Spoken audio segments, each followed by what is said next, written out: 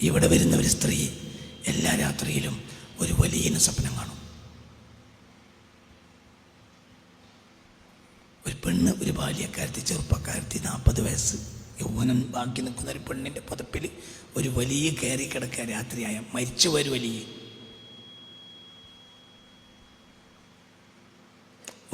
മനസ്സിലായില്ല, മരിച്ചു പോയ ഒരു വലിയ ഇവിടെ വന്നിന്നോട് പറഞ്ഞതാ, എൻ്റെ പുരയിലൊന്നും പറഞ്ഞതാ. രാത്രിയായി ഉറങ്ങാൻ കിടന്നാൽ ഈ വലിയ വന്നിട്ട് ഈ പതിപ്പ് കയറും. പിന്നെ ഒരു പെണ്ണിനെ പുരുഷൻ എന്തൊക്കെ ചെയ്യോ അതൊക്കെ ഈ പെണ്ണിനെ ചെയ്യും. അപ്പം ഈ പെണ്ണെന്ത് വിചാരിക്കും, മരിച്ചോലല്ലേ, ഒരിക്കൽ തെക്കിരിപ്പ് ഉണ്ടാവില്ലല്ലോ, അപ്പം ആറാമാവില്ലായിരിക്കും. ജീവിതകാലത്ത് പൂതി ഉണ്ടാവും, വിവാദത്തോണ്ട് അതിനൊന്നും നേരം കിട്ടിയിട്ടുണ്ടാവില്ല, തിരിഞ്ഞിട്ടില്ല. അങ്ങനെ ഒരു ദിവസം ഈ പെണ്ണ് ഈ പത്രാസ് പറയാൻ വേണ്ടിയിട്ട് എവിടേക്ക് പോയി, തൃപ്പഞ്ചി പോയി. ആ കൊടിമരത്തിൻ്റെ അപ്പുറത്തുള്ള ആ ബിൽഡിങ്ങിൻ്റെ സൈഡിൽ ഉസ്താദ് ഇരിക്കുന്ന സമയത്ത് അങ്ങോട്ട് പോയിട്ട് പറഞ്ഞു, എൻ്റെ അടുത്ത് ഇന്നാലിൻ്റെ മഹാൻ്റെ പേര് എനിക്കറിയാത്തതുകൊണ്ടല്ല, ഞങ്ങളോട് പറയാൻ പാടില്ല. എൻ്റെ അടുത്ത് ഇന്നാലിൻ്റെ മഹാൻ്റെ പേര് എനിക്കറിയാത്തതുകൊണ്ടല്ല, ഞങ്ങളോട് പറയാൻ പാടില്ല. വരുന്നുണ്ട്, എല്ലാ രാത്രിയും വരും, എൻ്റെ പുതപ്പിലേക്ക് വരും എന്ന് പറഞ്ഞ് ചിരിച്ചുകൊണ്ട് സന്തോഷത്തിൽ.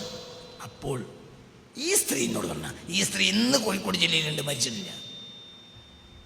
ആ സ്ത്രീ പറഞ്ഞു, എന്നെ ഒന്ന് കടുപ്പിച്ചത് നോട്ടം. അപ്പോൾ ഒരു സാധനം എൻ്റെ തടിമന്ന്, ഒരു മേലക്കര സാധനം, അങ്ങനെ എന്തോ ഒരു പാമ്പോ എഴുജന്തോ എന്തോ തലമ കയറിയിട്ട് ഇങ്ങോട്ട് ഇറങ്ങിപ്പോണത് പോലെ എനിക്ക് തോന്നി. ഇന്നങ്ങോട്ട് നോക്കി. നാലിന ഒലിയപ്പാപ്പ എൻ്റെ അടുത്ത് രാത്രി വന്ന് എൻ്റെ ഒപ്പം കിടക്കലുണ്ട് എന്ന് പറഞ്ഞപ്പോൾ ഞാൻ ചിരിച്ചോണ്ടാ പറഞ്ഞത്, സന്തോഷത്തിൽ. കാരണം എന്നത് തിരഞ്ഞെടുത്തല്ലോ എന്നുള്ള സന്തോഷം. അപ്പം എന്നെ ഒന്ന് രൂക്ഷമായിട്ടൊന്ന് നോക്കി. അപ്പം എൻ്റെ മൂർത്തവും മുതലൊരു സാധനം അങ്ങനെ ഇറങ്ങിപ്പോണ മാതിരി എനിക്ക് തോന്നി. അതണ്ട് ഇറങ്ങി.